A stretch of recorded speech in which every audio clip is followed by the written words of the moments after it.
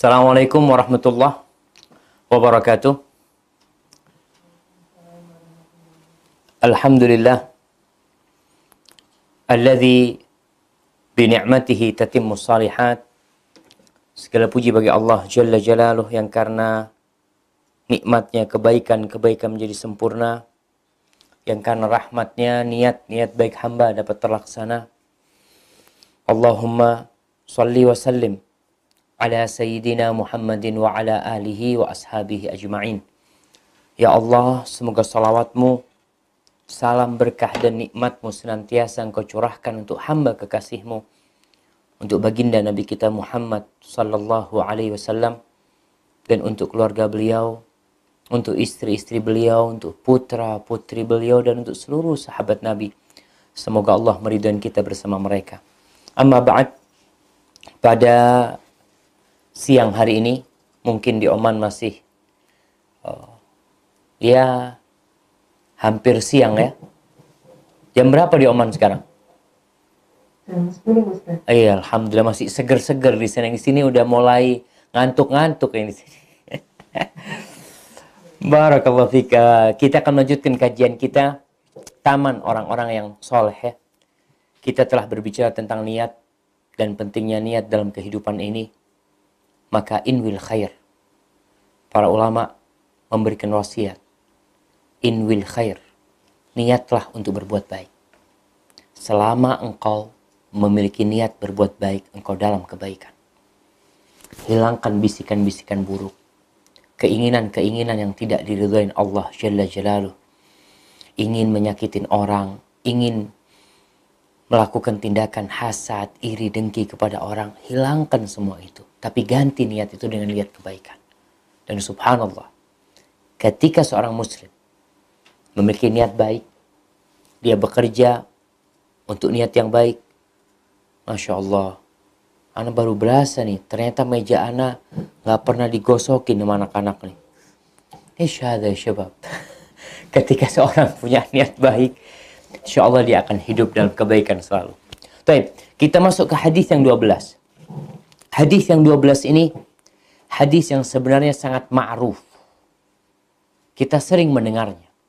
Tapi hari ini kita akan mendengarnya, membacanya, dan semoga setiap kali seorang muslim membaca hadis-hadis Rasul sallallahu alaihi wasallam, harapan ana setiap kali itu dia mendapatkan faedah.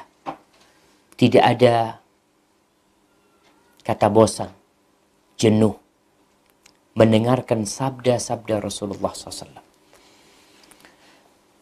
Imam Nawawi mengatakan, wa an Abi Abdurrahman Abdullah ibn Umar ibn Khattab radhiyallahu anhuma, dan dari Abu Abdurrahman, kunyahnya Abdullah bin Umar bin Khattab. Subhanallah ya, kita lihat nama ayahandanya adalah Abdullah.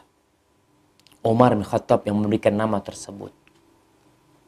Dan nama yang paling dicintai Allah adalah Abdullah dan Abdurrahman. Ketika Abdullah memiliki anak, maka dia dengan segera memberikan nama buat anaknya Abdurrahman. Sehingga dia memiliki kunyah Abu Abdurrahman Abdullah bin Umar bin Khattab radhiyallahu anhuma. Qala sami'tu Rasulullah sallallahu alaihi wasallam yaqul. Dia mengatakan, aku mendengar Rasulullah sallallahu alaihi wasallam bersabda, intalaqa thalathatu nafarin mimman kana qablakum hatta awahumul mabitu ila gharin fadakhalu.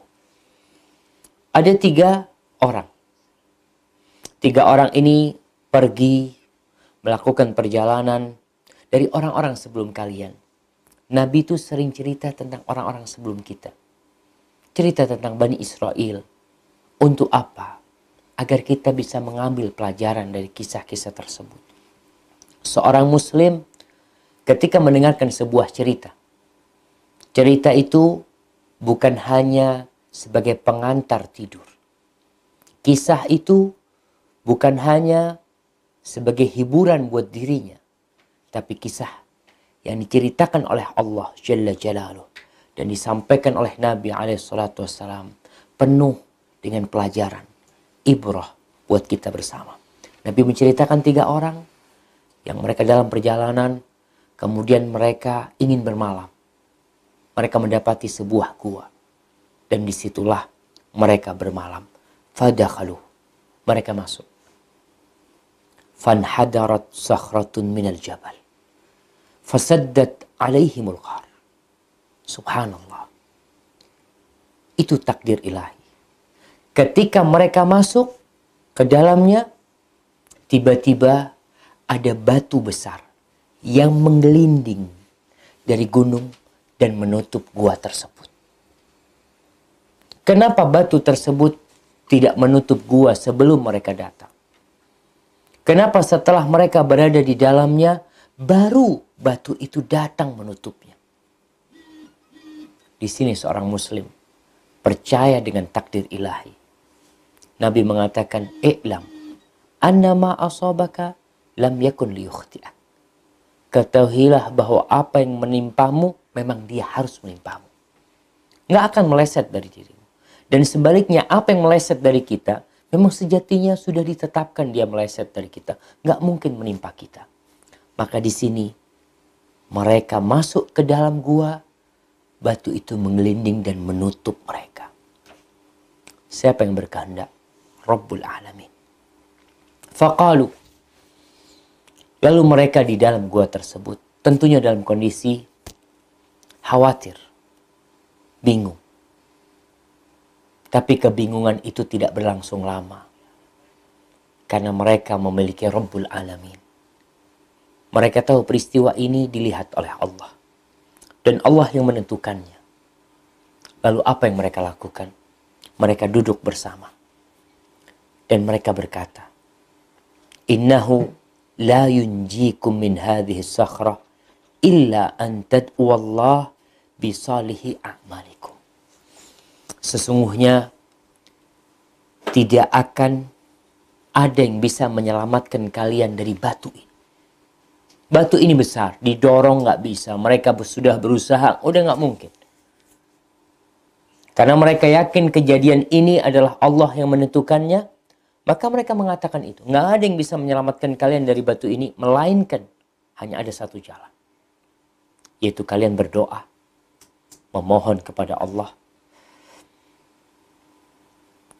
dengan wasilah amal soleh kalian. Bukan sembarangan doa.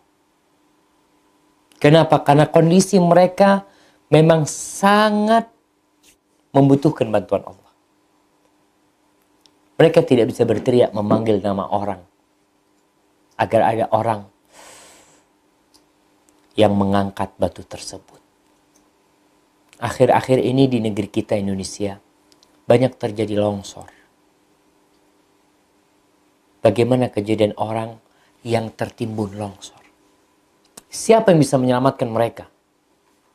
Datang pasukan dari militer, dari kepolisian, dari tim apa namanya?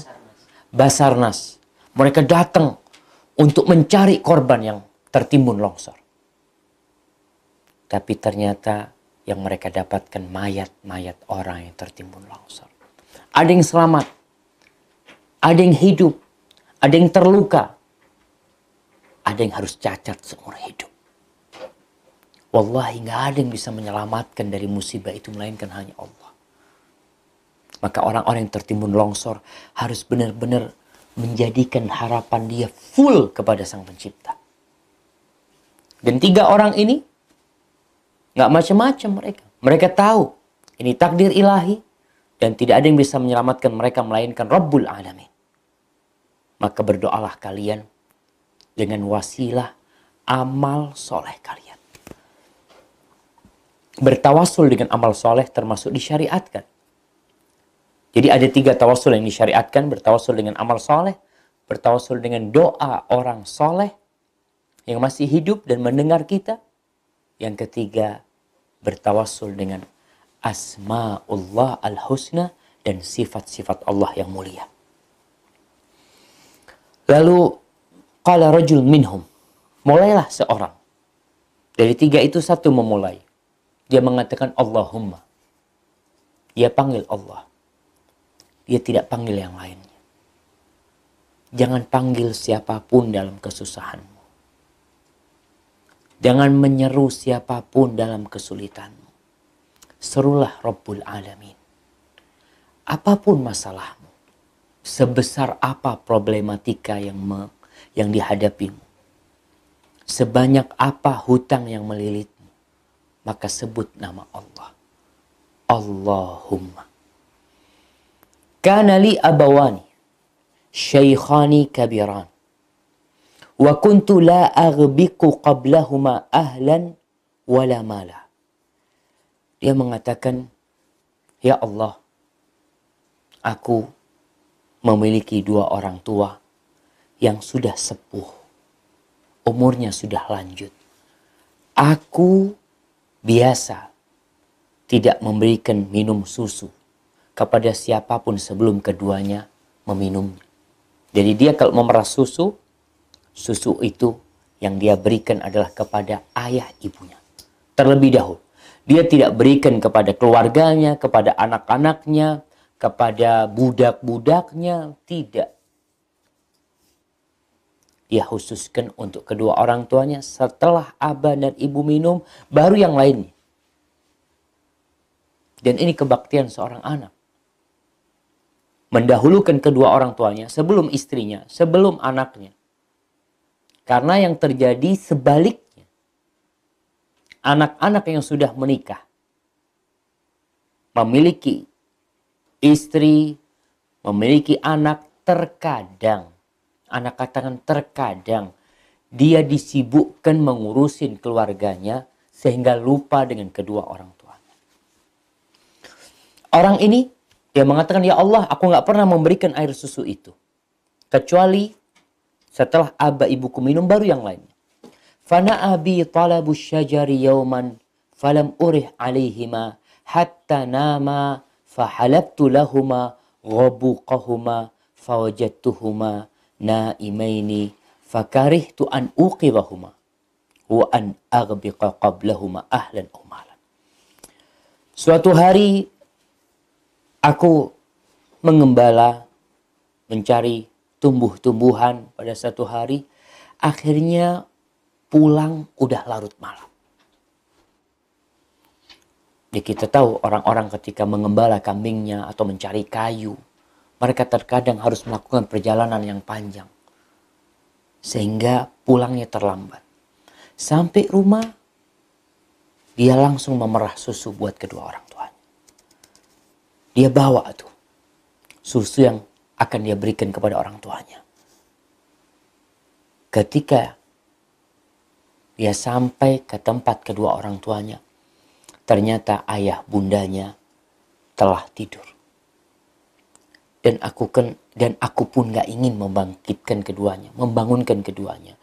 Aku tidak mau membangunkan keduanya dan aku tidak akan, juga aku gak suka.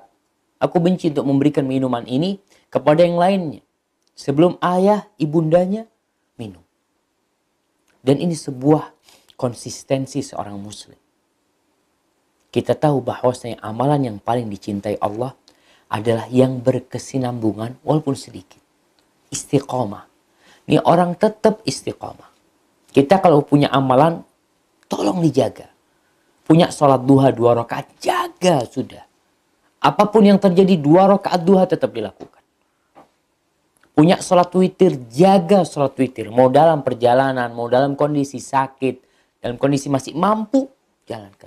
Ini orang istiqamah dengan amalannya. Falabithu wal qadahu ala yadi antadhiru istiqadahuma hatta barakal fajr. Dia ini berdiri, berhenti memegang minuman untuk kedua orang tua, dipegang terus. Dia tunggu kapan keduanya bangun. Karena terkadang orang terjaga di malam hari. Dia mau minum ya. Kita seringkali terjaga di malam hari, ingin minum atau ingin ke belakang. Maka nih orang, dia pegang itu minumannya. Takut orang tuanya bangun, kepingin minum. Karena memang belum minum susu mereka.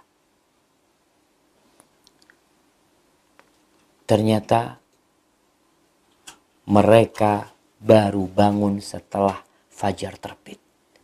Dan dalam masa itu wasibyatu yatabaghawna inda qadam. Anak-anak itu pada nangis di kakiku, minta susu. Anak tidak ngurusin dia.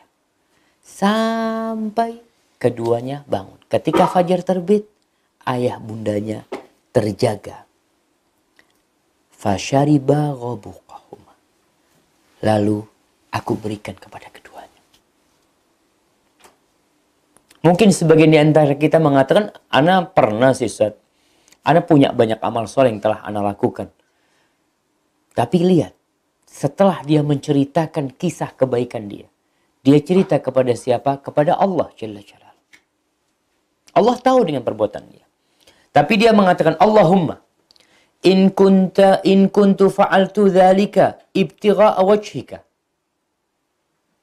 Fafarrij anna ma nahnu fihi min hadhihi sakhra. Ya Allah,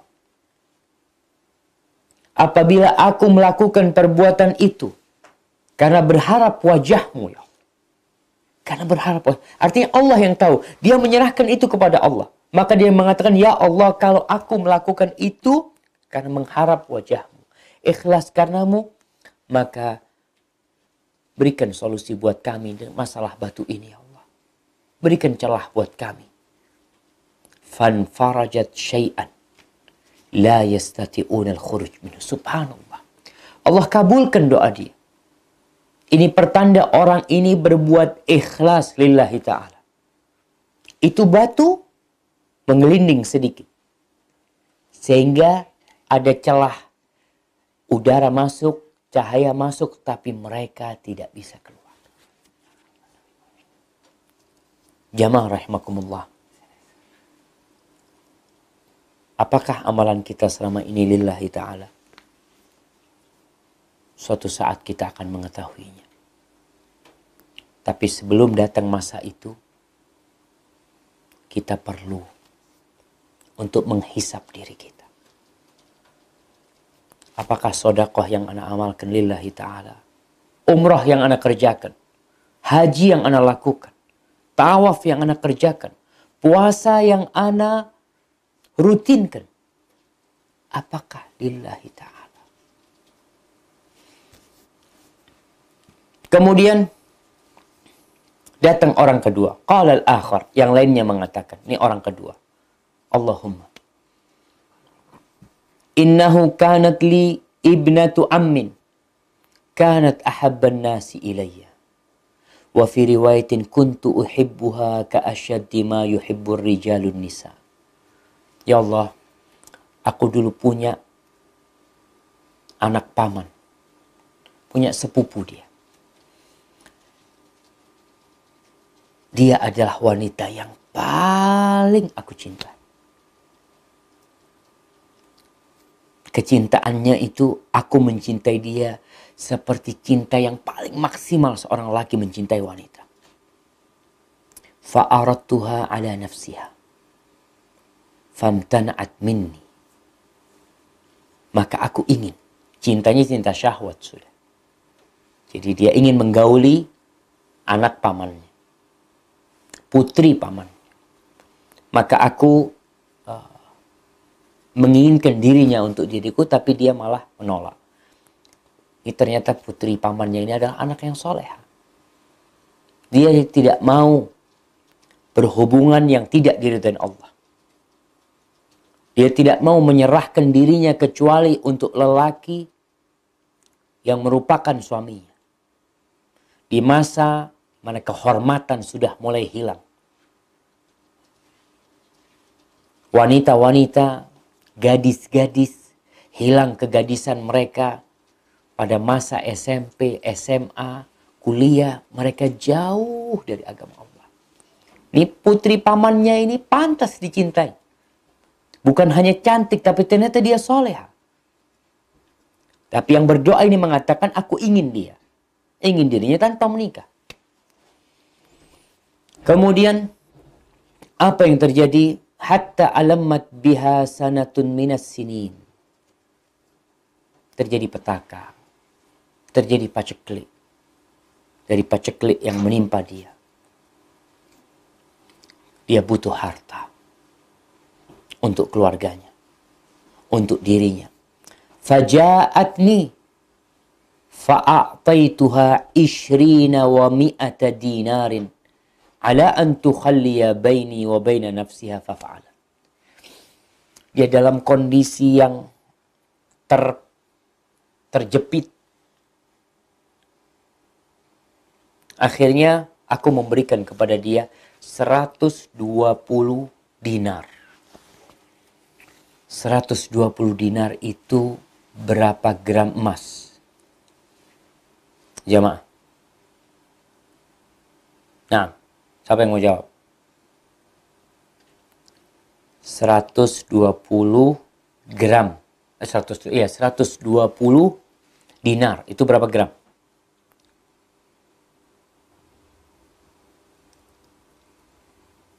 Mana yang mau jawab ini?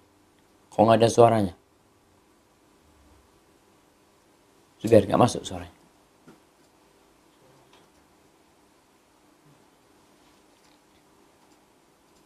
Ustaz, 120 dinar.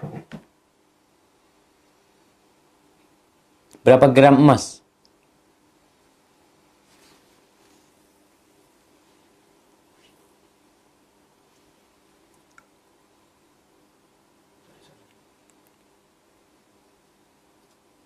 Kok hilang lagi suaranya? ada Ustaz, cuma nggak tahu jawabannya. 1 dinar berapa gram? Apa Ustaz? Ulang lagi suaranya. 1 dinar berapa gram?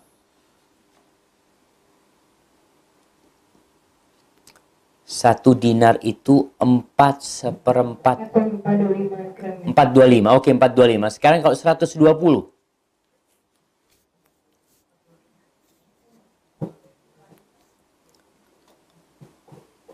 Berapa jadinya? 425 tambah 480. Lalu kalkulatornya Ustaz. kalkulatornya. Jadi 500 lah itu. 500 berapa? 510 katanya. 510. Bayangkan setengah kilo emas.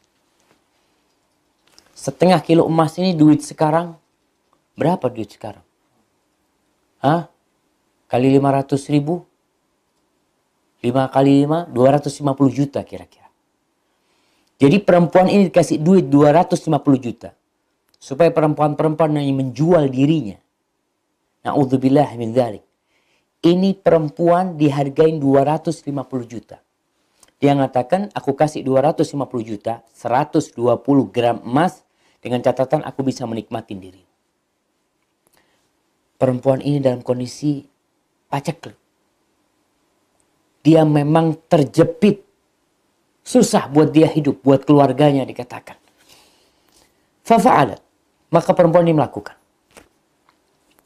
Hatta idza qadartu 'alaiha wa fi riwayatin falamma qa'adtu baina rijlaiha qalat taqillah la tafuddal khatam illa bihaqqi. Ketika aku sudah bisa menghubungi dia, aku berada di atas di kedua kakinya. Dia sudah hendak berzina. Dalam kondisi dia siap melakukan perzinaan tersebut. Dan perempuan ini sudah merelakan dirinya. Tapi perempuan ini tetap ada keimanan di diri dia. Dia melakukan itu karena terpaksa. Tatkala anak pamannya ini sudah berada di atas dirinya, perempuan ini mengatakan, la tafu ittaqillah, bertakwalah engkau kepada Allah. Takutlah engkau kepada Allah. Jangan engkau lepas stempel itu kecuali dengan hak. Artinya kecuali dengan menikah. Tidak boleh engkau melakukan itu. Ketika lelaki ini mendengar ucapan ittaqillah, fansaraftu anha wa hiya ahabbun nas ilayya. Maka aku tinggalkan anak pamanku ini. Dan dia adalah wanita yang paling aku cintai. Wa taraktu dzahaba alladhi a'taituha. Dan emas yang aku berikan kepada dia, aku juga tidak ambil, aku berikan kepada dia. Dia meninggalkan dosa itu karena Allah. ittaqillah. Seringkali kita mendengarkan nasihat ittaqillah, bertakwalah kepada Allah. Tapi terkadang lewat jemaah. Kita tidak benar-benar bertakwa kepada Allah. Lalu lelaki ini mengatakan, Allahumma in kuntu fa'altu dzalika ibtigha'a wajhika fafruj anna ma nahnu fihi. Ya Allah, kalau aku melakukan itu, meninggalkan perzinahan itu dan memberikan uang 120 dinar karena mengharapkan wajahmu, fafruj anna ma nahnu fihi. Maka berilah solusi buat kita ya Allah. Berilah celah buat kita dari batu ini sehingga kita bisa keluar. Mohon sama Allah. Jemaah, Allah Jalla Jalaluhu tahu dengan kondisi kita. Tapi kita disuruh minta. Disuruh berdoa. Yang terkadang sebagian orang nggak mau doa. So, Allah kan tahu dengan kondisi anak. Kalau Allah mau bantu, Allah bantu anak. Subhanallah. Engkau diperintahkan untuk memohon dan berdoa, maka berdoalah. Dan orang ini berdoa. Tapi dalam doanya dia mengatakan, kalau aku melakukan itu karena engkau ya Allah, maka mudahkan urusan kami. Berikan solusi buat kami. Fanfarjatis sakhrah ghaira annahum la yastati'una al-khuruj minha. Bergerak batu itu. Celah itu semakin besar. Cahaya masuk, udara masuk, tapi mereka tetap belum bisa keluar dengan tubuh mereka. Siapa yang menggerakkan batu itu? Allah Jalla Jalaluhu. Kemudian orang yang ketiga. Wa qala tsalitsu Allahumma istajartu ujara wa a'taituhum ajrahum ghaira rajulin wahidin taraka alladhi lahu wa dhahab. Ya Allah, aku ini mengupah para pekerja. Aku kasih upah mereka. Dan aku memberikan upah mereka kecuali satu orang. Yang aku tidak memberikan upah kepada dia karena apa? Karena dia pergi. Tidak mengambil upahnya. Fathammartu ajrahu hatta kathrat minhul amwal. Akhirnya uang dia itu, upah milik dia itu, aku investasikan. Dibelikan kambing sama dia. Kemudian dipelihara kambingnya. Sampai hasil upah itu yang dikelola sama majikannya ini banyak. Fa'aja'ani ba'da hinin. Setelah beberapa waktu datang pekerja itu. Faqala ya Abdullah. Lalu dia mengatakan, ya Abdullah, addi ilayya ajri. Wahai hamba Allah, afan berikan kepadaku gajiku. Berikan kepadaku upahku. Faqultu, kullu ma tara min ajrika minal ibli wal baqari wal ghanam wal raqiq. Yang engkau lihat itu semua adalah upahmu. Yang engkau lihat dari onta-onta, sapi-sapi, kambing-kambing, budak-budak, banyak. Dia kelola bertahun-tahun dari upahnya dia. Faqala ya Abdullah la tastahzi bi. Wahai Abdullah, engkau jangan melecehkanku. Jangan meledekku. Faqultu la astahzi bi. Aku tidak meledekmu. Itu memang gajimu yang aku kelola kemudian jadi seperti itu. Fa'akhadhahu kullahu fastaqahu falam yatruk minhu syai'an. Anda nggak kebayang orang ini. Dia kelola harta itu, dia capek lelah sampai menghasilkan yang banyak. Tahu-tahu nih orang datang dikasih tahu, enggak, aku tidak meledekmu, itu memang milikmu. Dibawa semua. Onta yang jumlahnya wallahu a'lam. Sapi, kambing, budak-budak, dia giring semua. Tidak meninggalkan satu pun untuk dia. Lalu orang ini mengatakan, Allahumma in kuntu fa'altu dzalika ibtigha'a wajhika fafruj anna ma nahnu fihi. Ya Allah, kalau aku melakukan itu selama ini adalah karena mengharapkan wajahmu ya Allah. Ikhlas hanya berharap perjumpaan denganmu. Maka tolong berikan solusi buat masalah kami ya Allah. bukakan buat kami jalan. Subhanallah, fanfarjatis sakhara. Batu itu mengelinding dan pintu gua atau mulut gua terbuka. Fakharaju yamshun. Mereka pun keluar bisa berjalan. Muttafaq alaih. Hadis ini diriwayatkan Imam Bukhari dan Muslim. Jamaah, kita itu bukan hanya beramal. Kita tidak perintahkan untuk banyak beramal juga.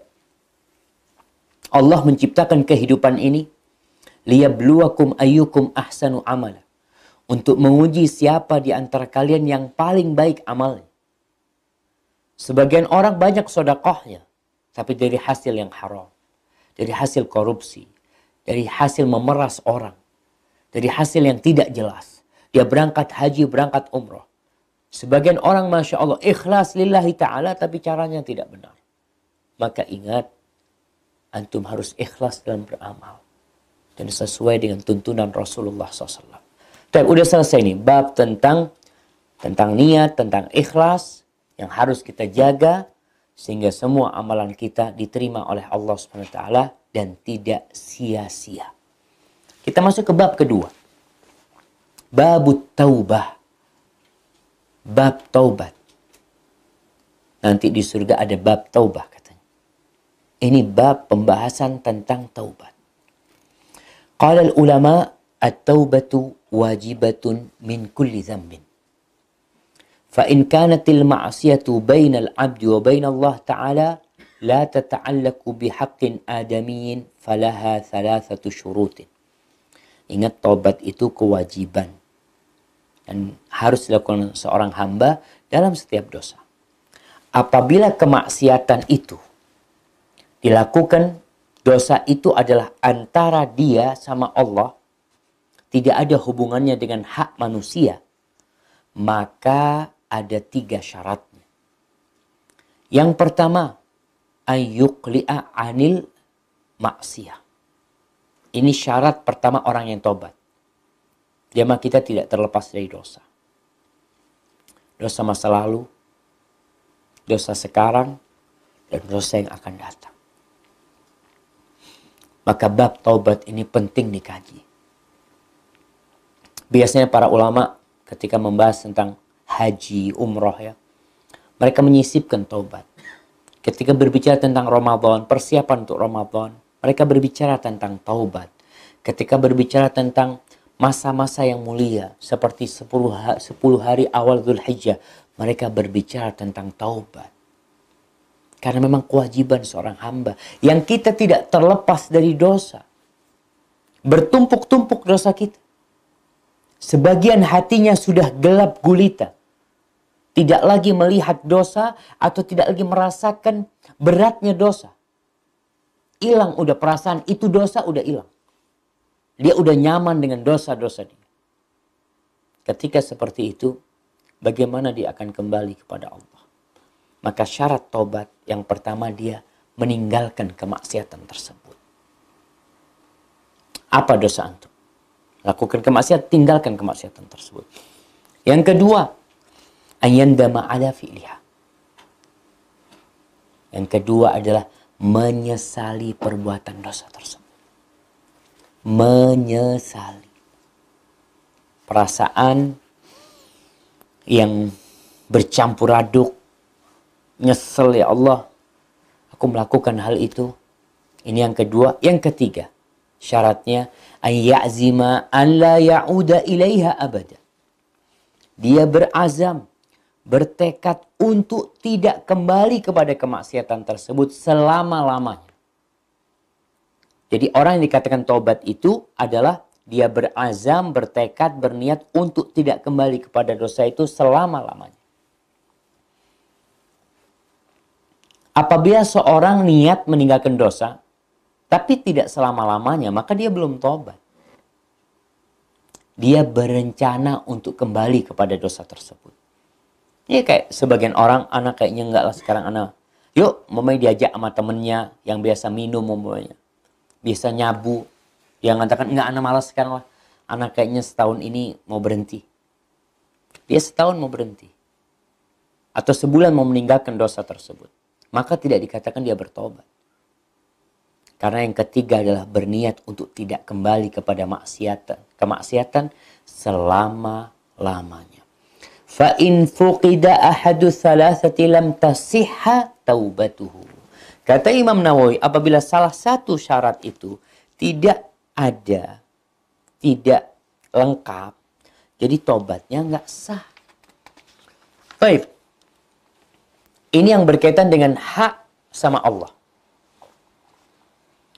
Wa in kanatil ma'siyatu tata'allaku bi adamin fa syurutuha arba'atu.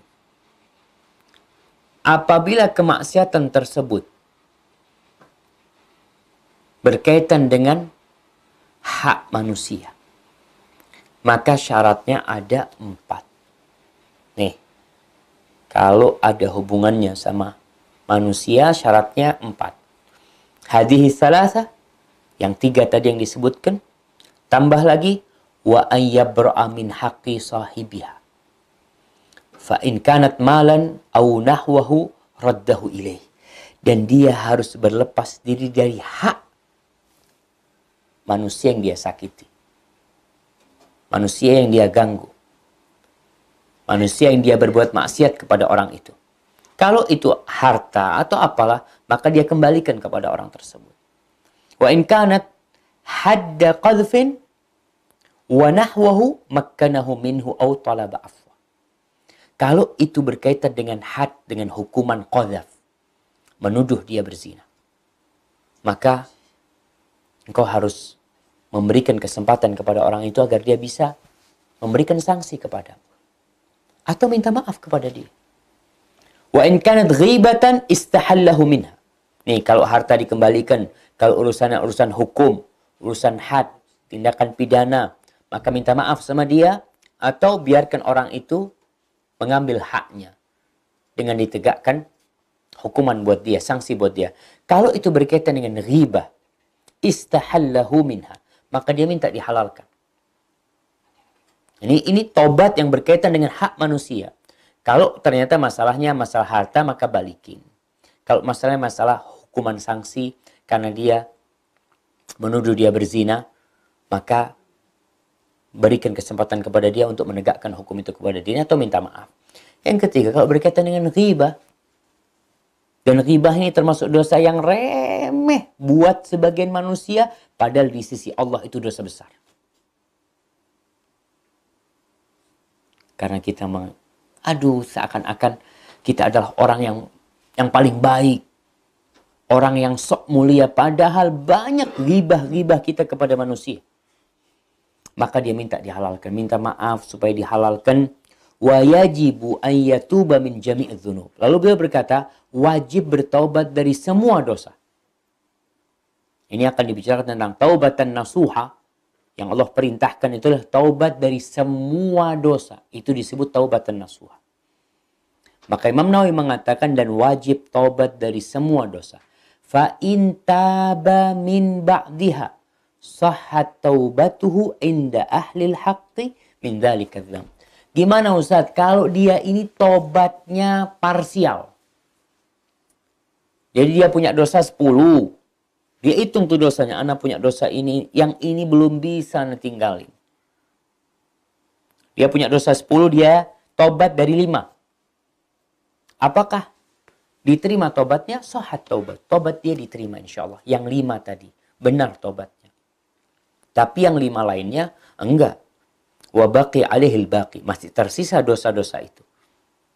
Karena ya kita melihat teman-teman kita yang hijrah. Kadangkala dia ini udah hijrah. Benar-benar meninggalkan dosanya. Tapi masih ada sebagian dosa yang dia lakukan. Jangan kita mengklaim, oh orang ini main-main, gak serius hijrahnya. Tidak serius meninggalkan dosanya. Gak benar meninggalkan tobatnya. Buktinya dia masih melakukan dosa-dosa yang lainnya. Gak ada masalah. Bukan gak ada masalah ya. Masalah. Yang anak katakan bukan masalah gak ada masalahnya. Dia telah bertobat dari sebagian dosa. Alhamdulillah. Tinggal sebagian dosanya lagi yang belum. Karena sebagian, aduh Ustaz anak masih belum bisa ninggalin ini. Taib. antum wajib meninggalkannya. Tapi kalau ternyata antum baru 5 dosa yang ditinggalkan, 5 masih dilakukan, semoga yang 5 itu diterima sama Allah Subhanahu wa taala dan sisanya segera bertobat. Berusaha untuk bertobat. Kenapa? Karena ingat, walaupun orang ini sudah tobat dari 5 dosa, tapi sisa dosanya itu kadangkala menyeret dia untuk melakukan 5 dosa yang sudah ditinggalkan. Tapi kalau antum tinggalkan semuanya, insya Allah selamat. Selamat. Apalagi kalau dosa itu dosa yang disembunyikan, jamaah. Takut akhirnya kita nanti su'ul khatimah. Ada orang-orang yang sudah kelihatan baik di mata manusia, tapi ternyata di mata Allah dia telah melakukan tindakan-tindakan yang dimurkain Allah Jalla Jalaluhu. Baik, waqad tawaharat dalailul kitab was sunnah wa ijma'ul ummah ala wujubit taubah. Masalah wajibnya taubat, dalil-dalil dari kitab, dari Al-Quran dan dari sunnah dan ijma' para ulama telah menetapkan dengan gamblang, dengan jelas atas wajibnya taubat. Atas wajibnya taubat. Jadi, taubat wajib. Dan jangan ditunda-tunda taubat. Allah berfirman di surat An-Nur ayat 31. وَتُوبُوا إِلَى اللَّهِ جَمِيعًا أَيُّهَا الْمُؤْمِنُونَ لَعَلَّكُمْ تُفْلِحُونَ.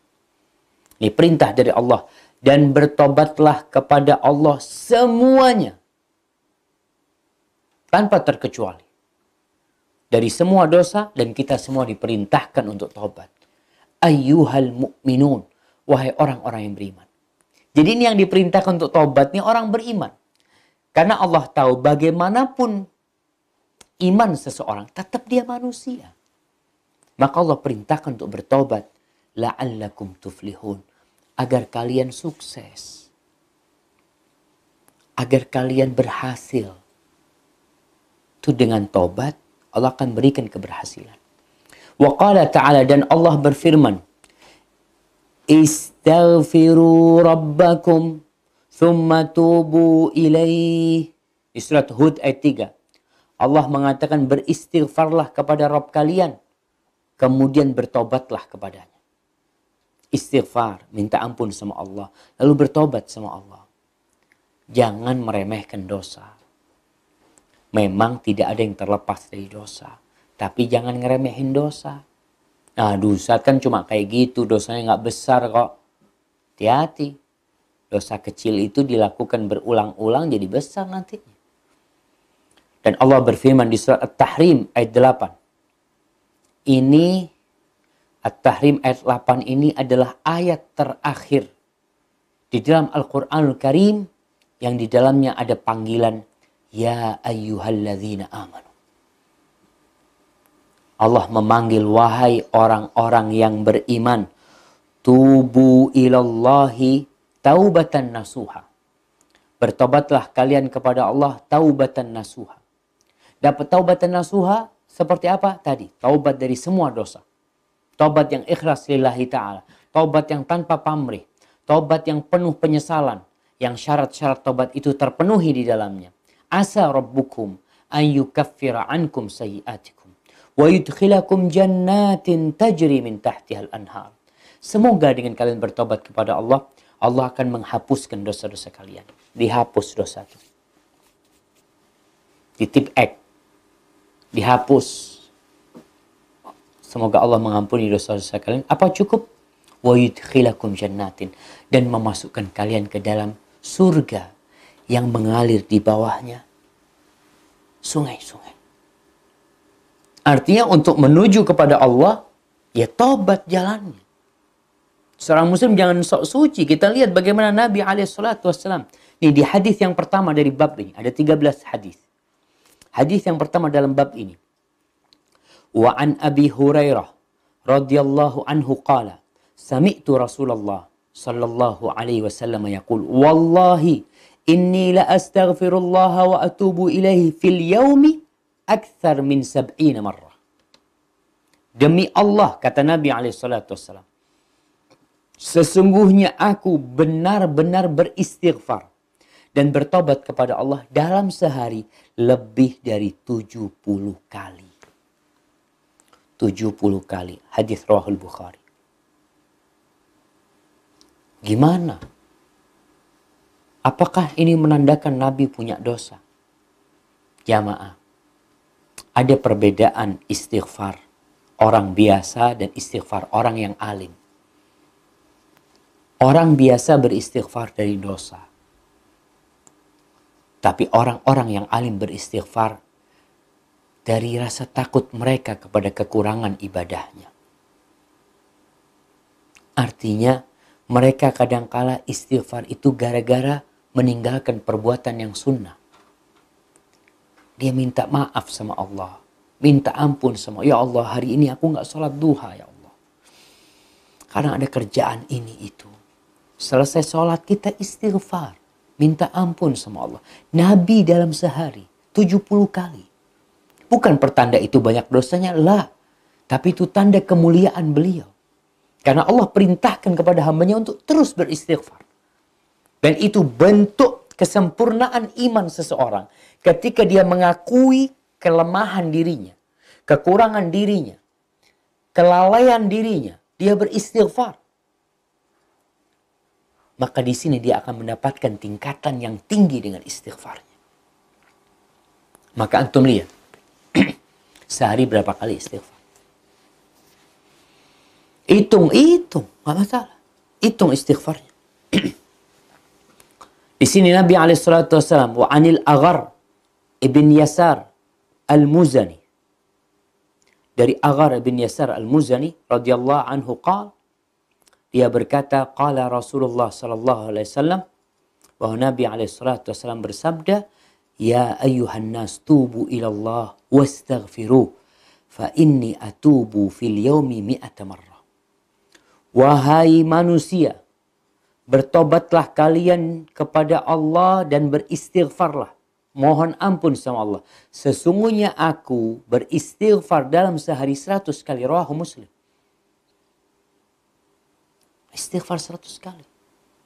Subhanallah jemaah. Ini Nabi SAW. Bagaimana dengan kita? Wa an Abi Hamzah Anas ibn Malik al-Ansari khadimi Rasulullah sallallahu alaihi wasallam radhiyallahu anhu qala Rasulullah sallallahu alaihi wasallam lallahu afrahu bi taubati abdihi min ahadikum saqata ala ba'irihi wa qad adallahu fi ardin falatin. Muttafaqun alaih. Wa fi riwayatin li Muslim, lallahu ashaddu farahan bi taubati abdihi hina yatubu ilaihi min ahadikum kana ala rahilatihi bi ardin falatin fanfalatat minhu. Yang pertama, Rasulullah SAW mengatakan tentang kebahagiaan Allah, kegembiraan Allah dengan orang yang taubat.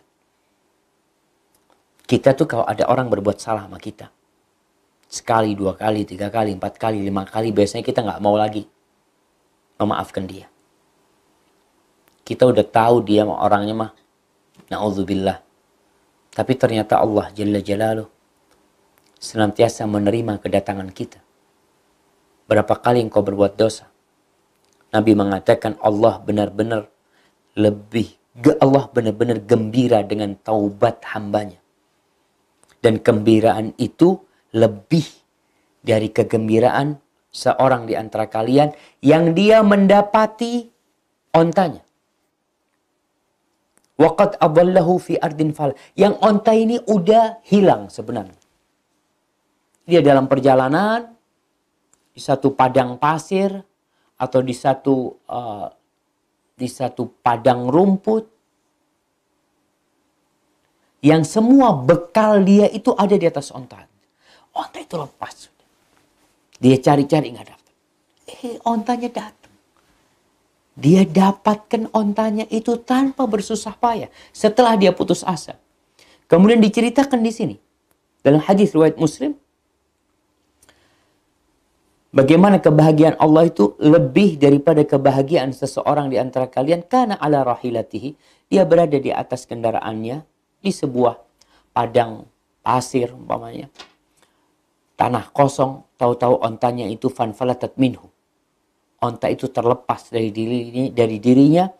Di atas punggung onta itu ada makanannya, minumannya, fa'aisa minha. Dia cari, udah putus asa. Dan kita tahu kondisi padang pasir. Mungkin ada pepohonan di sana. Tapi orang mau kemana? Dia mau berjalan, mungkin ke kampung terdekat. Dia nggak tahu arahnya di mana. Atau kampung terdekat itu membutuhkan waktu berjam-jam. Sedangkan dia tidak punya makanan dan tidak punya air. Maka orang ini pun putus asa sudah. Fa'ata syajaratan fattaja'a fi dhilliha. Lalu keputusasaan dirinya mengantarkan dia untuk berangkat ke pohon dan dia rebahan di bawah pohon itu. Ngapain rebahan di pohon itu? Nunggu mati. Ya udah. Waqad aisa min rahilatih. Dia benar-benar udah putus asa dari kendaraannya itu. Dari ontanya yang dia tunggangi. Fabainama huwa kadzalika idh huwa biha qa'imatun indahu. Ketika dia dalam kondisi putus asa nunggu mati, tahu-tahu ontanya itu berdiri di sisi dia. Fa'akhadha bi khithamiha.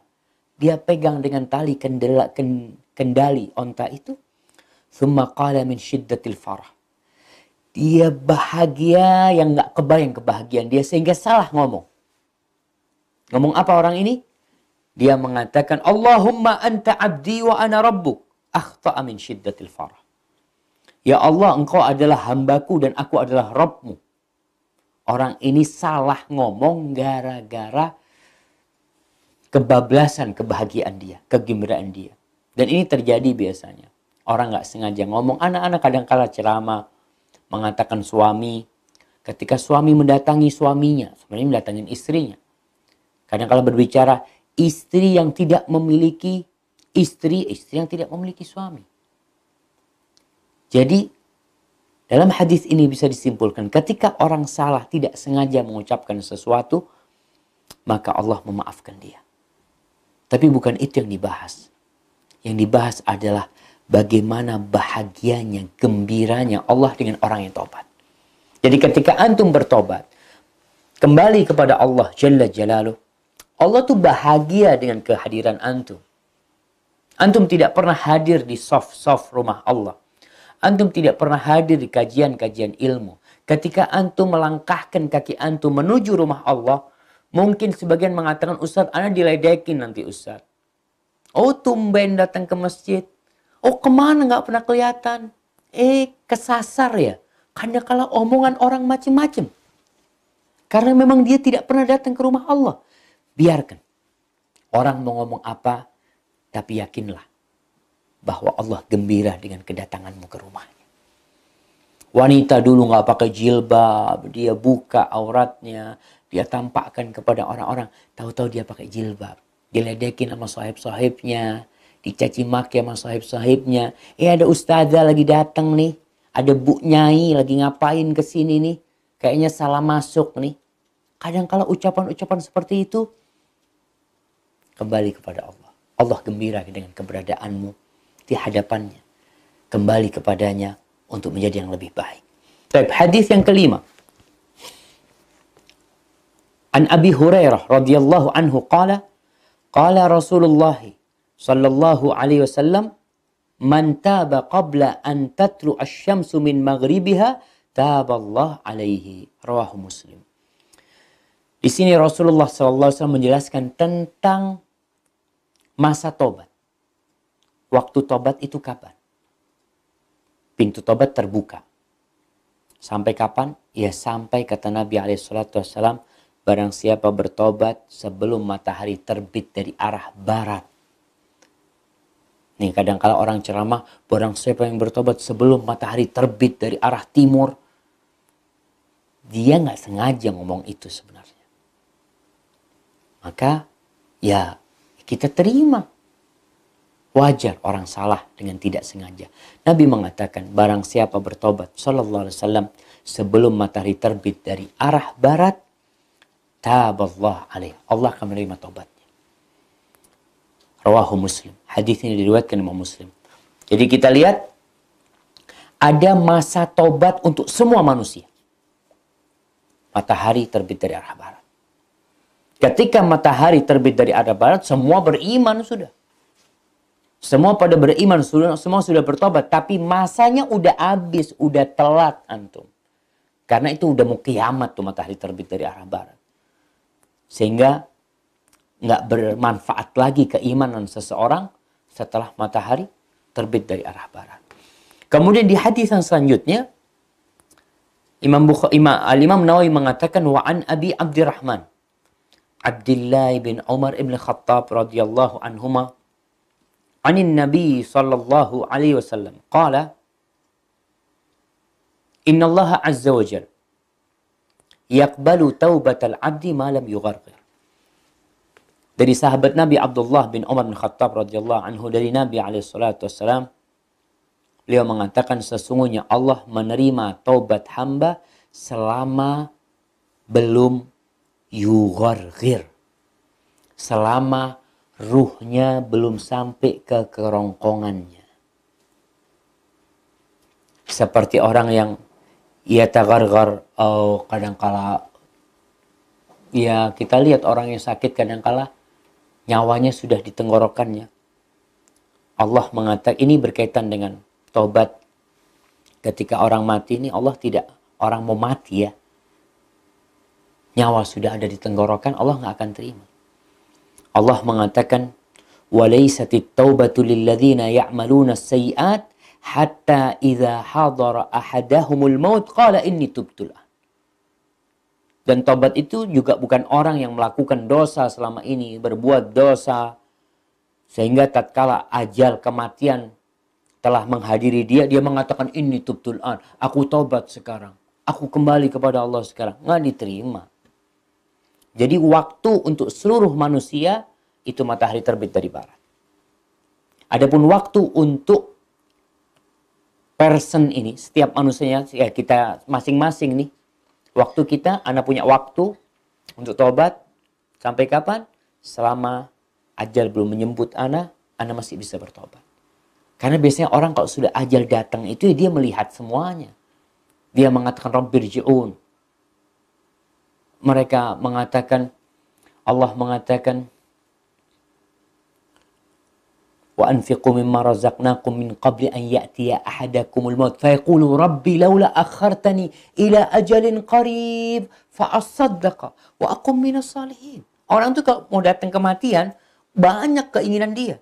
Dia bertobat, kembalikan aku sebentar ya Allah, aku mau berbuat amal soleh ya Allah, aku mau sedekah, aku mau bangun masjid, aku mau ini itu, ingin banget dia, tapi nggak ada. Maafi sudah, selesai, waktunya udah habis. Kalau sekarang istilah anak-anak muda, game over, habis sudah, selesai sudah. Ada nyawanya biasanya orang main game tuh nyawa 1, 2, 3, kalau sudah habis game over nggak bisa lagi. Maka ingat, sebelum datang waktu kita, hendaklah kita bertobat kembali kepada Allah Subhanahu wa taala. Baik, hadis yang ke-7. An Zirr ibn Hubeish qala ataitu Safwan ibn Assal radhiyallahu anhu as'aluhu 'anil masi 'alal khuffain. Qala ma jaa'a bika ya Zirr. Zir ibn Hubeish, dia berkata, aku mendatangi sahabat Nabi yang bernama Safwan bin Assal. Semoga Allah meridhai dia. Aku bertanya tentang hukum mengusap di atas khuffain. Khuffain itu ya seperti kaos kaki dari kulit ya, atau sepatu dari kulit yang menutupi mata kaki. Aku bertanya tentang hukum mengusap di atas khuffain. Faqala ma jaa'a bika ya Zir. Safwan bin Assal bertanya, apa yang mengantarkanmu ke sini? Engkau datang kenapa? Faqultu ibtigha al-ilm. Masya Allah. Aku datang untuk menimba ilmu. Untuk belajar. Faqala, lalu apa kata Safwan? Innal malaikata tada'u ajnihataha li talibil ilm ridhan bima yatlub. Sesungguhnya malaikat-malaikat itu meletakkan sayap-sayapnya untuk para penuntut ilmu. Malaikat yang biasanya terbang dengan sayap-sayapnya, ketika menghadapi seorang penuntut ilmu, dia letakkan sayapnya sebagai bentuk keridhaan dia dengan apa yang dicari oleh orang ini. Faqultu innahu qad hakka fi sadri al-mashu 'ala al-khuffain ba'da al-gha'iti wal baul. Ada sesuatu yang mengganjal di hatiku tentang masalah mengusap di atas khuffain. Setelah BAB atau setelah kencing. Wa kunta mara'an min ashabin Nabi SAW. Dan engkau adalah salah satu sahabat Nabi. Nih, orang menuntut ilmu jangan salah guru. Sebagaimana kita kalau mau ke dokter aja, kita cari tahu dokter spesialis ini di mana, kita tanya dengan detail. Ini Zir mendatangi Safwan bin Asal karena dia tahu engkau adalah salah satu dari sahabat Nabi SAW. Faji'tu as'aluka, maka aku datang hendak bertanya kepadamu.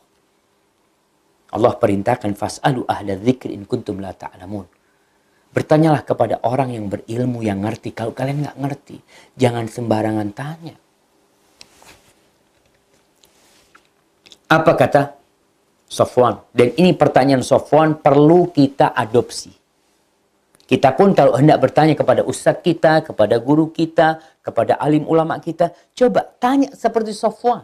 Afwan, bukan seperti Safwan. Seperti Zir bin Hubaysh kepada Safwan. Dia tidak minta pendapat Safwan. Tapi yang dia tanyakan adalah, hal sami'tahu yadhkuru fi dzalika syai'an? Apakah engkau mendengar beliau sallallahu alaihi wasallam menyebutkan sesuatu tentang masalah mengusap di atas khuf? Ini jemaah pelajaran buat kita. Kita harus lebih, apa bahasanya? Lebih bukan kreatif. Lebih kritis. Ketika hendak bertanya sebuah amalan, maka tanyalah, Nabi ngamalin enggak? Bukannya sahabat ini Zir ibn Hubaysh meremehkan keilmuan Safwan bin Asal. Enggak. Tapi yang sedang dia inginkan adalah sunnah Rasul SAW. Dia ingin tahu Nabi gimana sih Sallallahu Alaihi Wasallam. Kemudian, apa kata Safwan? Qala na'am. Iya, aku mendengar Nabi menyebutkan tentang masalah mengusap di atas khuffain. Kana ya'muruna idza kunna safaran aw musafirin an la nanzi'a khifafana 3 ayyamin wa layalihinna illa min janabatin. Nabi itu alaihi salatu wassalam menyuruh kita apabila kita sedang dalam perjalanan, kita musafir nih, agar kita tidak mencopot. Agar kita tidak mencopot khuf kita itu, tadi sepatu, anak katakan khuffain, ingat khuf itu semacam sepatu dari kulit yang menutupin mata kaki. Menutupin kaki semuanya sampai mata kaki dan mengusap di atas kaos kaki pun sama selama syarat-syaratnya terpenuhi. Di sini syarat mengusap di atas kaos kaki itu atau khuf, syaratnya adalah memakainya dalam kondisi suci. Jadi kita udah wudu, kita pakai kaos kaki atau pakai khuf, kemudian kita batal, kita nggak perlu copot kaos kaki kita, tapi cukup mengusap di atasnya. Yang kedua, kaos kakinya menutupin kakinya, bukan bolong-bolong atau transparan. Taib, Nabi itu menyuruh kita untuk tidak bahasanya kok susah banget. Bukan mencabut, apa? Mencomot. Astagfirullah. Melepas, Masya Allah. Naam, jazakillah khairan. Ya, tidak melepas kaos kaki kita selama 3 hari 3 malam, kecuali kalau junub. Baru kita lepas. Lakin min ghaitin wa baulin wa naumin. Tapi kalau masalahnya hanya karena ghait, karena buang air besar, buang air kecil, atau tidur, maka tidak perlu melepas kaos kakinya, tapi cukup mengusap di atasnya. Kalau junub, maka harus mandi, maka harus dilepas. Fakultu, subhanallah, selesai dia dapat ilmu. Tapi seorang penuntut ilmu tidak pernah kenyang menuntut ilmu. Maka dia bertanya lagi. Hal sami'tahu yadhkuru fil hawa syai'an? Qala na'am. Kunna ma'a Rasulillahi sallallahu alaihi wasallam fi safarin. Fabaina nahnu indahu idh nadahu a'rabiyun bisautin lahu jahwariyun. Ya Muhammad. Fa'ajabahu Rasulullah sallallahu alaihi wasallam nahwan min sawtihi. Ha'um. Faqultu lahu. Wayhak. Ughdud min sawtika. Fa'innaka inda nabi sallallahu alaihi wasallam. Waqad nuhita an dhalika. Faqala wallahi la aghdud. Qala al-a'rabi. Al-mar'u yuhibbul qawm. Walamma yalhaq bihim. Qala an-nabi SAW. Al-mar'u ma'aman ahabba yawmal qiyamah. Kemudian dia mengatakan, apakah engkau mendengar Nabi SAW menyebutkan tentang masalah hawa, tentang masalah hawa nafsu seseorang, ya? Bagaimana kondisi dia dalam menghadapi hal itu. Akhirnya datang orang Badui. Dia ceritakan, Sofwan bin Asal menceritakan bahwasanya suatu hari tatkala kita dalam perjalanan, ada seorang Badui yang memanggil nama Nabi dengan suara yang keras. Dia panggil, Ya Muhammad. Lalu Nabi menjawabnya, yang suaranya seperti suara Badui ini. Ambil nih. Ya, ada apa? Fakultu lahu, waihak. Aku katakan kepada orang Badui ini, kau rendahkan suaramu. Engkau sedang berbicara dengan Nabi SAW. Waqad nuhita an hadha. Engkau dilarang untuk melakukan ini. Tapi orang lagi nafsu, ya. Apa jawab orang? Wallahi la aghdud. Kata Badui ini, enggak, aku tidak akan merendahkan suaraku. Qala al-a'rabi. A'rabi ini bertanya kepada Nabi SAW. Al-mar'u yuhibbul qaum. Tentang seorang yang mencintai suatu kaum. Dia mencintai, ada keinginan dia di dirinya kepada satu kaum. Walamma yalhaq bihim. Tapi dia dalam sisi amalan nggak bisa sama dengan mereka. Jadi bicara amalannya, nggak bisa sama dengan amalan mereka, mungkin karena keterbatasan dia. Sebagaimana para sahabat Nabi mungkin tidak bisa mencapai amalan Nabi SAW. Tapi ada keinginan di diri dia untuk seperti mereka. Lalu apa kata Nabi SAW? Al-mar'u ma'aman ahab. Yawmal qiyamah. Orang akan bersama orang yang dia cintai pada hari kiamat. Jadi kalau kita bicara hawa nafsu kita, keinginan kita, jadikan cinta kita ini kepada orang-orang yang mencintai Allah. Kepada orang-orang yang soleh. Jangan sampai sebaliknya. Hawa nafsu kita ini malah ya kita gunakan untuk kemaksiatan. Kita malah cinta kepada artis-artis. Kita cinta kepada pelaku-pelaku kemaksiatan. Pelaku-pelaku kejahatan. Dan itu yang Anda lihat. Ketika kita melihat follower para pelaku dosa. Anak katakan bukan para pelaku dosa. Ya hidup mereka memang penuh dengan dosa. Ya mereka menampakkan dosa mereka. Itu followernya banyak banget. Jadi antum kalau mau jadi follower, jadilah follower orang-orang yang soleh. Ikuti mereka. Likes mereka. Ini bicara hawa nafsu seseorang. Letakkan di mana? Letakkan di tempat yang Allah cintai. Allah memberikan kepada kita kecondongan. Hawa kepada kebaikan, kepada keburukan. Kita punya kecondongan kepada fulan, kepada fulan. Daya tarik mereka macam-macam, beda-beda, tapi jadikan kecondongan kita itu kepada orang-orang yang cintai Allah. Orang akan dikumpulkan dengan orang-orang yang dia cintai pada hari kiamat.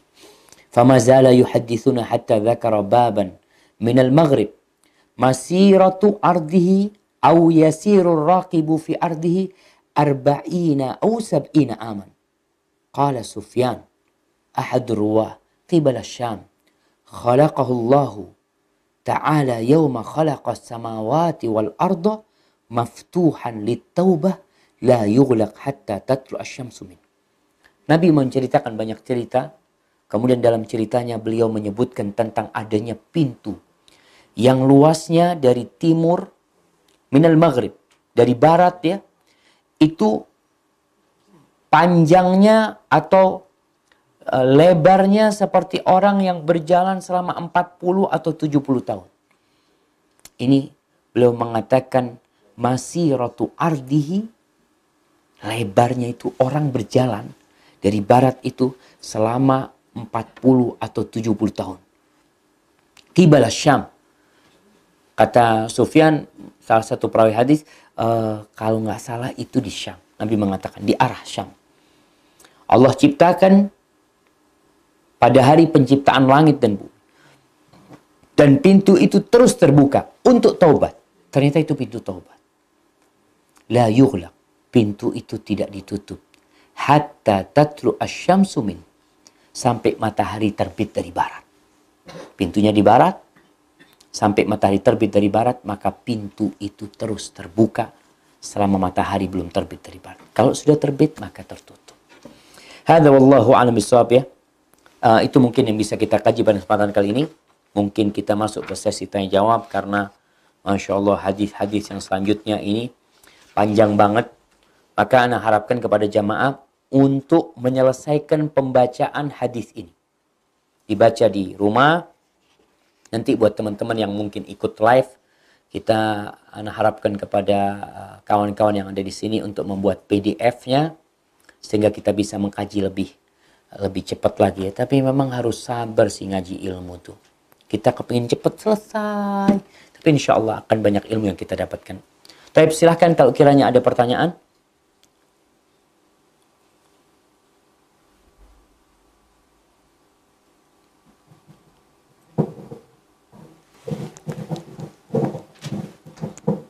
Assalamualaikum Ustaz. Waalaikumsalam warahmatullahi wabarakatuh. Mau bertanya mengenai tadi syarat taubat Ustaz. Ya. Salah satunya mengenai ghibah, di mana kita harus meminta maaf pada orang yang kita ghibahi. Saya juga pernah mendengar bahwa jika itu akan berakibat semakin buruknya hubungan kita dengan dia, sebaiknya kita tidak meminta maaf. Mana yang lebih baik, mana yang lebih benar ya Ustaz? Ya, barakallahu fiik. Masya Allah, pertanyaan yang menarik nih jamaah tentang kaitannya. Gimana nih ada pendapat yang mengatakan kalau kita minta maaf kemudian membuat hubungan itu semakin runyam antara kita sama saudara kita, sama teman kita. Apakah kita tetap minta maaf, Ustaz? Para ulama menjelaskan kondisi orang yang kita ribai. Yang pertama, dia tahu kita ngomongin dia. Tahu nih dia, kita ngomongin dia. Maka kondisi ini kita harus minta maaf. Karena udah tahu dia. Maka solusinya datang minta maaf. Apa kondisinya akan semakin runyam? Enggak, karena dia udah tahu. Tapi kondisi kedua, dia nggak tahu. Kalau kita ngomong, kondisinya akan semakin runyam. Di sini kondisi kedua, kita tidak perlu menyebutkan kepada dia. Tapi kita perlu mendoakan dia. Kita datang minta maaf sama dia secara umum, sambil terus mendoakan orang itu. Jadi ada dua kondisi orang yang kita ribain. Yang pertama, dia mengetahui, dia dapat informasi kalau kita suka ngomongin dia, maka tatkala itu kita harus datang minta maaf. Tapi kondisi kedua, yang dia tidak tahu, kalau kita kasih tahu malah jadi runyam, maka tidak perlu mendatangi dia. Seperti itu kiranya. Wallahu a'lam bishawab.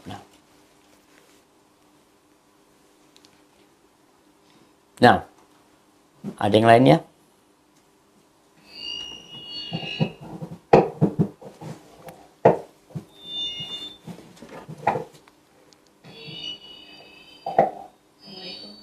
Waalaikumsalam warahmatullahi wabarakatuh. Naam, tafadhali.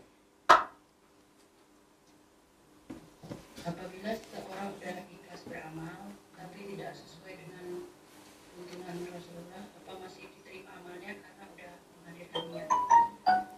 Terus apa syarat sah amalan, bisa dijelaskan sedikit? Barakallahu fiik. Iya, Masya Allah jamaah. Iya, babnya kita bab niat memang ya. Ada pertanyaan yang menarik ini. Apakah orang yang sudah ikhlas beramal tapi tidak sesuai dengan tuntunan Rasulullah SAW, apakah akan diterima oleh Allah? Nggak bakalan diterima. Orang sholat duhur 5 rakaat, batal sholat. Ikhlas lillahi ta'ala. Sholat subuh 4 rakaat. Anak sholat 4 rakaat, Ustaz. Anak banyak dosanya. Anak ingin Allah mengampuni anak. Batal sholat antum. Orang haji ikhlas lillahi ta'ala. Nggak berangkat ke Arafah. Dia berangkat ke Jeddah. Dengan niat lillahi ta'ala. Dia wukuf di mana? Di pantai Jeddah sana. Subhanallah. Maka tetap Allah mengatakan liyabluwakum ayyukum ahsanu amala. Untuk menguji siapa di antara kalian yang paling baik amalannya. Baik itu gimana sih? Baik itu adalah lillahi ta'ala dan sesuai dengan tuntunan Rasulullah SAW. Makanya Nabi SAW marah ketika ada sahabat yang ingin sholat malam. Nggak tidur. Satu lagi ingin puasa sepanjang tahun nggak berbuka. Semua amal soleh ini. Dan mereka lillahi ta'ala mengamalkan itu karena ingin mendekatkan diri kepada Allah. Yang satu tidak ingin menikah supaya dia bisa fokus ibadah. Apakah diterima? Nabi SAW marah. Beliau mengatakan, man raghiba an sunnati falaysa minni. Barang siapa yang tidak suka dengan sunnahku bukan dari golonganku. Makanya konsekuensi syahadat kita, syahadatain, asyhadu an la ilaha illallah, itu menuntut kita untuk ikhlas lillahi ta'ala. Yang kedua, asyhadu anna Muhammad Rasulullah sallallahu alaihi wasallam, kita tidak boleh beribadah kecuali dengan ajaran Nabi alaihi salatu wassalam. Kalau sekedar beribadah, semua orang bisa ibadah. Ada apa diutus Nabi SAW? Untuk memberikan contoh kepada kita. Bagaimana kita sholat. Haji. Bagaimana kita berhaji. Bagaimana kita berpuasa. Dan Nabi SAW berpesan. Man amila amalan. Laisa alaihi amruna fahuwa raddun. Barang siapa yang mengamalkan satu amalan yang tidak ada contohnya dari kami. Yang tidak ada aturannya dari kami. Fahuwa raddun. Maka ditolak. Maka ini hadis menjelaskan bahwa seorang muslim diperintahkan untuk mengikuti sunnah Nabi SAW dalam ibadah dia, dalam sholatnya, dalam zikirnya, dalam puasanya, dalam sodakohnya. Agar apa? Agar diterima amalannya.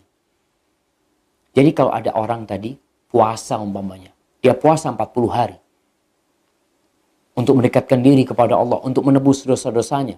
Allah nggak terima. Syariat Islam itu puasa penuh Ramadan. 30 hari.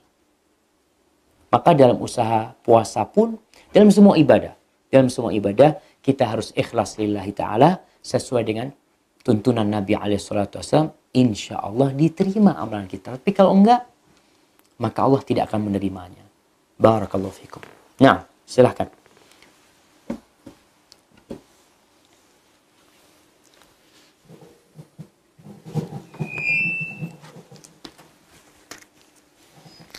Assalamualaikum Ustaz. Waalaikumsalam warahmatullah. Allah menerima taubat setiap hamba sebelum nyawanya sampai di kerongkongan. Apakah itu bermakna kita itu sia-sia? Misalnya kita menghadapi seorang yang menghadapi sakaratul maut dengan menyuruhnya beristighfar, ataukah kita cukup langsung mentalkin yang la ilaha illallah saja? Iya. Barakallahu fiik. Subhanallah jamaah. Ya, ini berkaitan dengan orang yang sakaratul maut ya. Apakah sia-sia kita menyuruh dia istighfar? Yang pertama, kita kadang-kadang nggak tahu dia mau mati apa enggak. Suruh dia istighfar. Talqini dia. Kita nggak tahu apakah dia mati dalam sakitnya ini. Kemarin ada, kita punya ustadz di sini, mertuanya sakit parah. Dia sampai WA kita, Afwan ana absennya karena harus menjenguk mertua sama istrinya karena ibunya sudah sekarat katanya. Berhari-hari sampai sekarang nggak mati-mati. Kita kan nggak tahu dia ini benar-benar mau mati nggak. Kelihatannya mau mati tapi ternyata nggak mati. Maka terus kita suruh istighfar. Tatkala mengatakan apakah kita cukup mentalkini dia? Iya, kalau memang dia sudah nggak bisa melakukan apa-apa dan kita lihat ini sudah kayaknya mau mati banget dia orang ini. Maka talkini dia. Suruh dia mengatakan la ilaha illallah.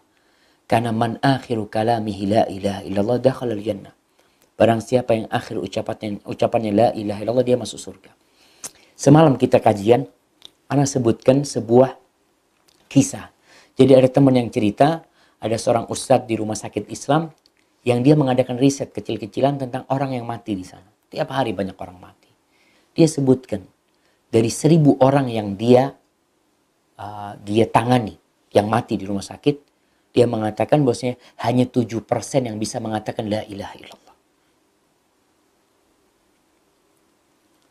Dari 1.930 orang nggak bisa mengatakan la ilaha illallah. Na'udzubillah jamaah. Lalu bapak itu mengatakan, jadi berat Ustaz ya, bisa mengatakan la ilaha illallah. Semoga Allah menutup kehidupan kita dengan husnul khatimah dan kita bisa mengatakan la ilaha illallah. Ana jadi ingat, karena di rumah sakit banyak orang yang kalau sudah parah malah nggak sholat. Karena parahnya sakit. Jadi nggak sholat. Karena ya ribet mau ambil wudhu, ribet mau tayamum, ribet mau ganti baju, ribet mau menghadap kiblat, macam-macam alasan dia sehingga dia nggak sholat. Padahal sholat inilah yang menjadi pencegah dia dari perbuatan keji dan mungkar. Sholat ini kewajiban yang tidak boleh ditinggalkan selama masih sadar akalnya ada sama dia, sholat. Nggak bisa wudhu, ya udah sholat dengan tayamum. Nggak bisa tayamum, sholat seperti adanya. Nggak bisa berlepas diri dari najis, ya Ustaz, najis itu lengket di tubuhnya. Sholat dengan harapan husnul khatimah. Dan ini penting buat para keluarga. Kalau dikatakan orang yang sakit suruh istighfar, istighfar dia. Kita nggak tahu kapan matinya dia. Tapi kita suruh istighfar. Kita tuntun dia mengatakan la ilaha illallah. Tapi kalau sudah sampai puncaknya, ya kita bimbing dia untuk mengatakan la ilaha illallah. Barakallahu fikum. Nah.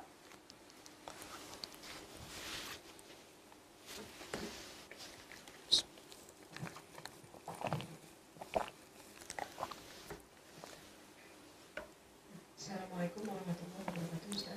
Waalaikumsalam warahmatullahi wabarakatuh. Melanjutkan tadi untuk sholat pada orang sakit, kalau dalam keadaannya koma, bagaimana Ustaz? Tidak sadarkan diri. Wa iya, na'am, subhanallah jamaah. Ya kadangkala ada keluarga yang koma. Jadi tatkala orang itu tidak sadar, maka baru kewajiban itu gugur. Nabi SAW mengatakan, Rufi al-qalam an thalath. Pena itu dicabut, diangkat dari 3 jenis manusia. Yang pertama, anis sabi hatta yahtalim. Untuk anak-anak sampai dia balik, sampai dia mimpi. Wa anil majnun hatta yafiq. Untuk orang yang gila sampai dia sadar. Yang ketiga, untuk orang yang tidur sampai dia terjaga. Jadi di sini yang menjadi inti 3 manusia ini adalah akalnya nggak sempurna buat mereka. Jadi mereka tidak sadar sehingga tidak wajib sholat. Orang yang koma, orang yang pingsan, orang yang ketiduran nggak wajib dia sholat. Tapi ketika dia sadar, apakah dia harus menggantikan sholat yang dia tinggalkan? Umpamanya dia koma seminggu. Apakah dia wajib menggantikan seminggu sholat dia itu? Atau tidak? Ini ada khilaf di antara para ulama. Ada yang mengatakan cukup mengganti yang 24 jam saja. Ketika dia sadarnya dia tidak terlalu lama komanya, dia ganti di masa waktu yang seperti tidur lah kiranya, baru dia ganti. Tapi koma yang panjang tidak perlu dia ganti. Hadza wallahu a'lam bissawab. Mungkin itu pertanyaan terakhir.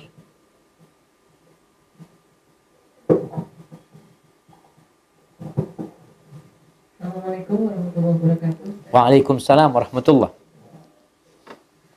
Tentang tadi taubat, kadang kita sudah berazam dan berniat melaksanakan 3 syarat taubat tadi,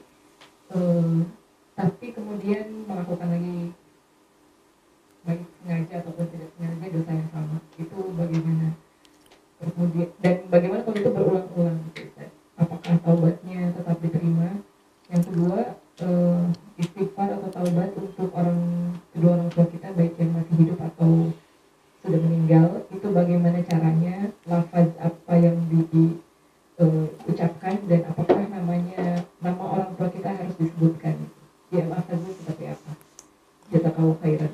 Barakallahu fiik. Waalaikumsalam warahmatullahi wabarakatuh. Insyaallah jadi pertanyaan terakhir ya.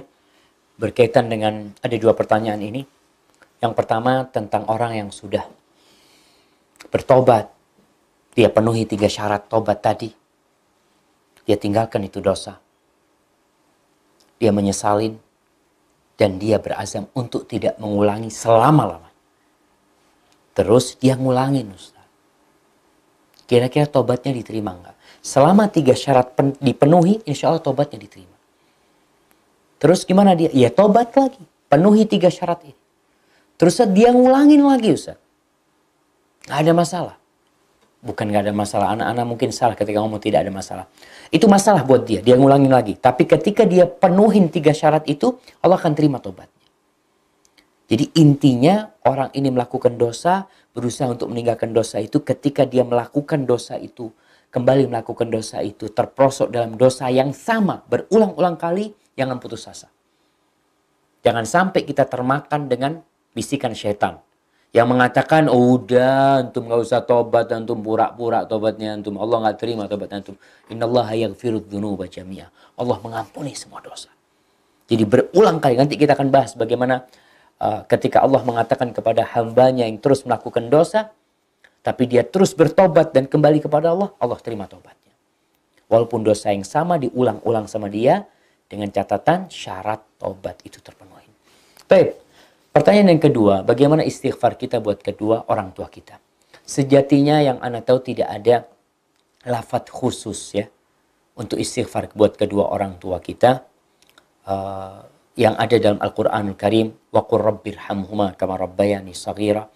Ya Allah, kasih sayang keduanya, kasihi keduanya sebagaimana keduanya merawatku, menyayangiku ketika aku kecil ya. Jadi kita boleh mengatakan Rabbighfirli wali walidayya warhamhuma kama rabbayani shaghira. Atau dengan kata ucapan istighfar, astaghfirullahaladzim li wali walidayya wali sairil mu'minin. Aku beristighfar ya Allah buat aku dan buat kedua orang tuaku. Apakah perlu disebutkan namanya? Tidak perlu disebutkan kalau memang kedua orang tua kita, ya orang tua kandung kita. Tapi kalau kita mau beristighfar buat orang lain, maka kita sebutkan namanya. Umpamanya kita punya orang tua asuh. Maka kita, ya Allah astagfirullah, li fulana ya Allah. Ibu sambungku mungkin ya, istri bapaknya mungkin yang merawat dia, atau dia diasuh sama orang lain sehingga dia ingin mendoakan orang lain, itu dia sebutkan namanya karena dia bukan orang tua kandung dia. Maka kiranya seperti itu, dan jangan malas-malas istighfar. Ketika antum istighfar buat orang-orang mukmin semuanya juga. Antum akan dapatkan pahala dengan setiap mukmin yang antum doakan buat mereka. Allahumma ighfir lil mu'minina wal mu'minat wal muslimina wal muslimat. Jadi itu termasuk lafaz istighfar buat orang ya. Allahumma ighfir li fulan, Allahumma ighfir lahu warhamhu wa'afihi wa'fu anhu. Itu termasuk kita minta ampun buat orang itu. Jadi tidak ada lafaz yang baku yang harus kita baca.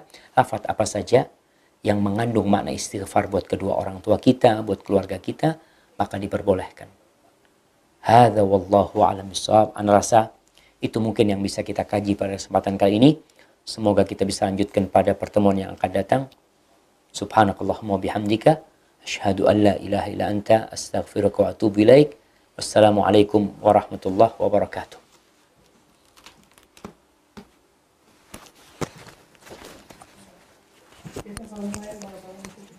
Hayyakillah, barakallahu fikum.